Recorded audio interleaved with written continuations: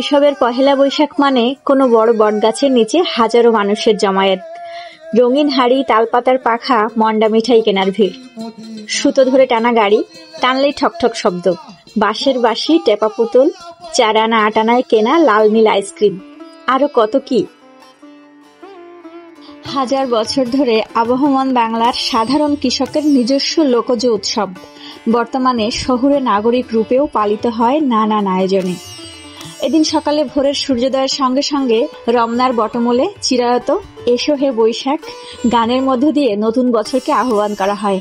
দিনভর রাজধানী জুড়ে নানান আয়োজনের মধ্যে বর্ষবরণ উদযাপনে আরেকটি অন্যতম হল মঙ্গল শোভাযাত্রা।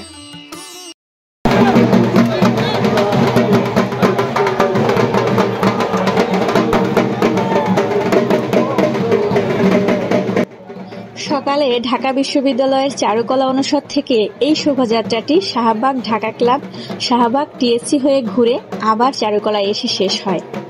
শোভাযাত্রায় ঢাকঢোলের বাজনার সঙ্গে শিশু থেকে প্রৌঢ় নানান বয়সের মানুষের নাচতে নাচতে এগিয়ে যাওয়া।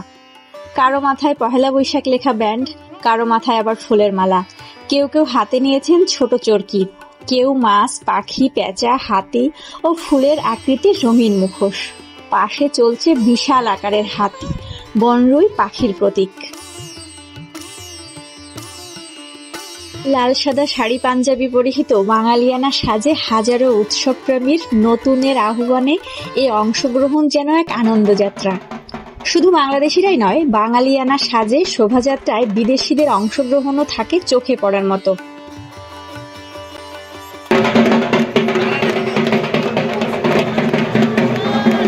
শোভাযাত্রায় যারা অংশ নেননি, সড়কের দুই পাশে এমন কয়েক হাজার মানুষ দাঁড়িয়ে শোভাযাত্রা উপভোগ করছিলেন। এবারের মঙ্গল শোভাযাত্রার প্রতিপাদ্য নির্ধারণ করা হয়েছিল কবি জীবনানন্দ দাশের কবিতা থেকে আমরা তো তিমির বিনাশী।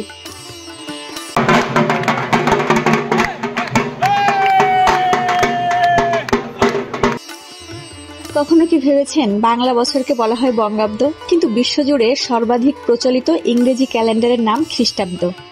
খ্রিস্টের জন্মের সঙ্গে সম্পর্কিত বিধায় ইংরেজি ক্যালেন্ডারের নাম খ্রিস্টাব্দ।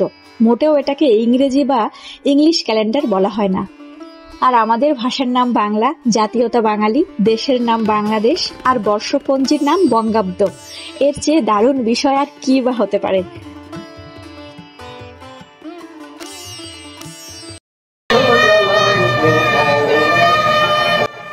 এবার আসুন জেনে নেই কিভাবে প্রচলিত হলো বঙ্গাব্দ। বঙ্গাব্দ শব্দটির সবচেয়ে পুরনো হদিশ পাওয়া যায় রাজা শশাঙ্কর আমলে। রাজা শশাঙ্ক ছিলেন গৌড়ের রাজা, যার রাজত্ব ছিল 7ম শতাব্দীতে। তার আমলের 2টো শিব মন্দিরে বঙ্গাব্দ শব্দটি পাওয়া গেছে।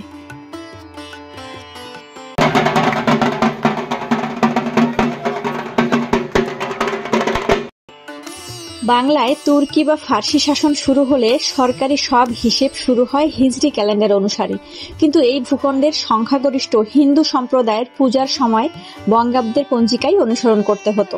তাই সে সময় ধুকে ধুকে হলেও বেঁচে ছিল বঙ্গাব্দের পঞ্জিকা।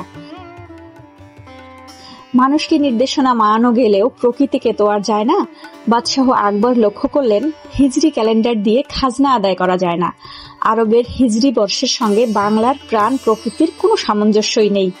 হিজরি সন চাঁদের উপর নির্ভরশীল হওয়ায় তা কৃষি ফলনের সঙ্গে মিলত না। এতে অসময়ে কৃষকদেরকে খাজনা পরিশোধ করতে বাধ্য করা হতো। সুবেদাররা খাজনা আদায় করতে গিয়ে অত্যাচার করত। এতে বিদ্রোহের সম্ভাবনা বাড়ে।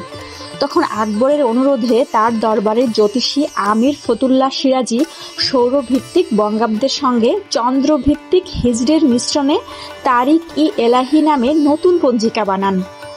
সে সময় খাজনা আসতো ফসল থেকে, তাই ফসলের কথা চিন্তা করে এই ক্যালেন্ডার তৈরি করে। একে ফসলি সন বলা হয়।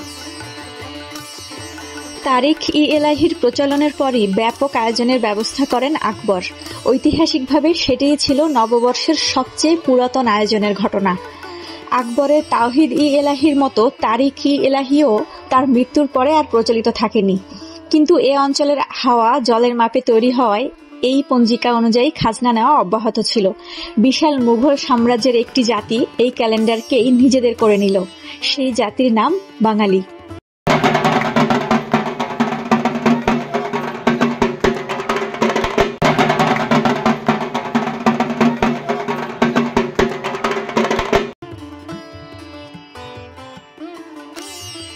মুঘলদের বাংলার গভর্নর মুর্শিদ কুলি খাঁ শুরু করলেন পূর্ণাহ উৎসব। নৌকাবাইজ, পুতুল নাচ সহ বাঙালি সংস্কৃতির আর যা কিছু প্রায় সবই অন্তর্ভুক্ত হতে থাকে পূর্ণাহতে। একদিকে যেমন নতুন ফসল ওঠে বলে অগ্রহায়ণে নবান্ন উৎসবের প্রচলন হলো কৃষকদের মধ্যে, একইভাবে ব্যবসায়ীরা বছরের প্রথম দিন গড়ে তুললেন হালখাতার রেওয়াজ। অনেকে বলেন এখন পহেলা বৈশাখে যে লাল সাদা পোশাক পরে, এটা মূলত লাল মলাটের সাদা খাতার স্মৃতি থেকেই।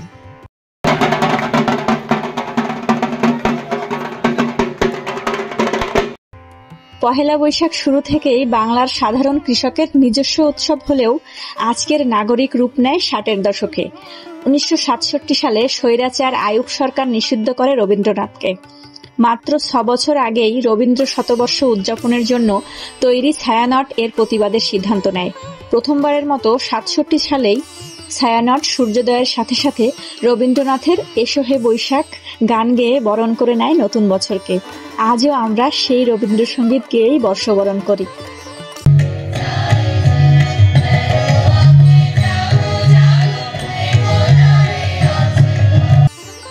1989 সালে ঢাকা বিশ্ববিদ্যালয়ের চারুকলার শিক্ষার্থীরা এই পহেলা বৈশাখকে কেন্দ্র করেই গড়ে তোলে স্বৈরাচার বিরোধী আন্দোলন। শিক্ষার্থীরা অমঙ্গলকে দূর করার জন্য বাঙালির নানা ধরনের সাংস্কৃতিক ঐতিহ্যের প্রতীক, প্রাণীর প্রতিকৃতি ও মুখোশ নিয়ে আনন্দ শোভাযাত্রা করেন।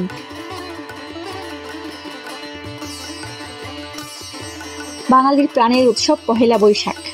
এই মঙ্গল শোভাযাত্রা ইউনেস্কোর সাংস্কৃতিক ঐতিহ্যের স্বীকৃতি পায় 2016 সালের 30 নভেম্বর। এই শোভাযাত্রা অশুভকে দূর করা, সত্য ও ন্যায় বিচার প্রতিষ্ঠা এবং গণতান্ত্রিক সংস্কৃতির প্রতীক। এরপর 2017 সাল থেকে মঙ্গল শোভাযাত্রা শুরু হয় ভারতের পশ্চিমবঙ্গেও।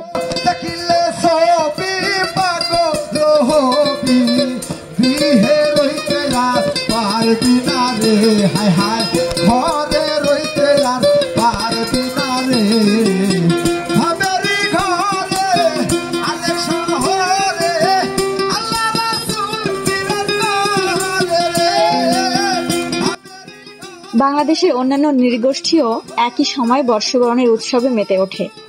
বৈশুখ, সাংগ্রাই, বিজু, বিশু, বিহু আমাদের পাহাড়ি বন্ধুদের বর্ষবরণ উৎসব। এক কথায় পহেলা বৈশাখ মাটি ও মানুষের উৎসব, আমাদের সবার উৎসব।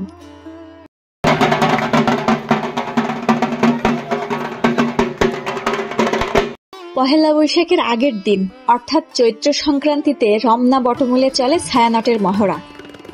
এসো হে বৈশাখ গানে নতুন বছরকে স্বাগত জানানোর প্রস্তুতি, আর চারুকলায় রাতভর সংশ্লিষ্টদের পরের দিনের জন্য শেষ মুহূর্তের ব্যস্ততা।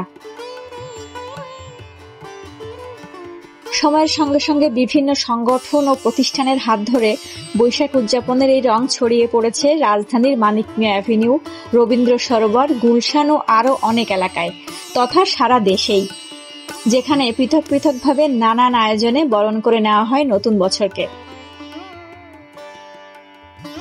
রাজধানীর মানিক মিয়া অ্যাভিনিউয়ের মূল আকর্ষণ দুই পাশের সড়কের দৃষ্টিনন্দন আলপনা, রংধনুর 7 রং কল্পনায় আর ভালোবাসার সবটুকু রং দিয়ে বর্ণিল সাজে আলপনা আঁকা হয়।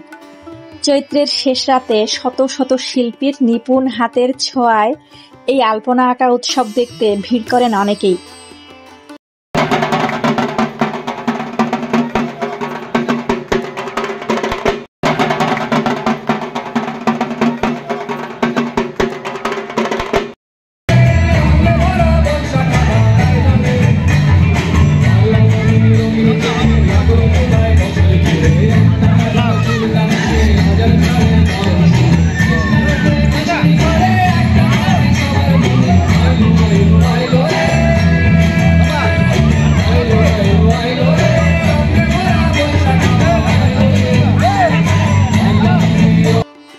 পৃথিবীর সর্বত্রই নববর্ষ একটি প্রচলিত সংস্কৃতি ধারা। আমাদেরও চৈত্র অবসানে বর্ষ শেষ হয়, আসে নতুন বছর।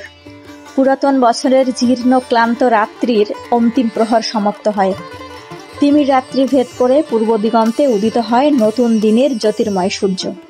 প্রকৃতির নিসর্গ মঞ্চে ধ্বনিত হয় নবজীবনের সঙ্গীত। নতুন দিনের কাছে আমাদের অনেক প্রত্যাশা, প্রার্থনা সকল অন্ধকার ও দুঃখ জয়ের। আজকে এই পর্যন্ত। আপনাদের সবাইকে শুভ নববর্ষ। ভালো থাকবেন সবাই।